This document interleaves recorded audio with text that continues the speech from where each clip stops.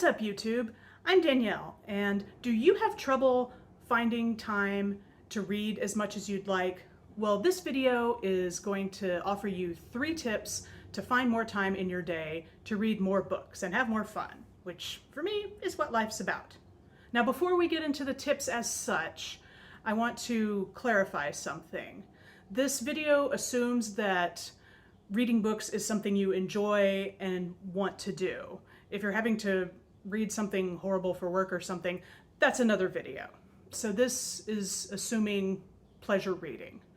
And the first tip is make sure that this is something you actually want to read. Not every reader connects with every book. Since you're reading for pleasure and not for school or work or something like that, then you don't have to do a book report or anything like that on it. And so honestly, if you're not feeling it, feel free not to finish the book. We call it DNF in the reading community, did not finish. And if you go to Goodreads and other book reviewing sites, you'll see that all the time. I DNF'd this book for such and such reason. And there's no shame in that. Again, not every book is going to connect with every reader. And so if you're just not feeling it, put it aside and try something else. There is absolutely no shame in that game. I have done this on many, many occasions. Tip number 2. And this is actually a good tip for anything, not just reading, that you want to find more time to do, and that is put it in the calendar. I find personally that if I'm struggling to do something and I put it in the calendar, that vastly increases the likelihood of it getting done.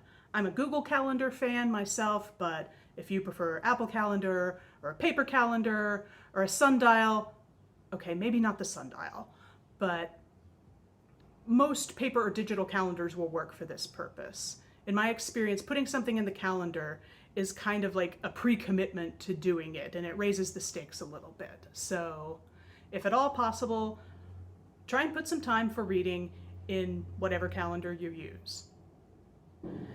Tip number 3, and you might be able to piggyback off of tip number 2 for this, is look for opportunities where you can swap out time spent on other things for reading.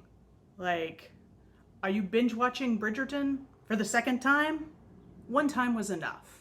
Or at least it maybe should be a little lower down the priority list if reading is something you really want. So to recap, we have 3 tips for finding more time to read. And those are, number 1, make sure it's something you actually want to read. 2, put it in the calendar. And 3, look for other ways that you spend time that you can swap out for reading. If you found value in this, I'd appreciate it if you would give this video a like. And if you want to hear more about books and book-related topics, hit that subscribe button. And if you're really motivated, you can hit that notification bell and be among the first to know when I post new content. So some ideas for videos that I have scheduled are how to find your next book. I have a ton of book reviews that I have in written form that I would be happy to adapt to video form. If there's a particular book-related topic you'd like to see, let me know in the comments. Thanks for watching.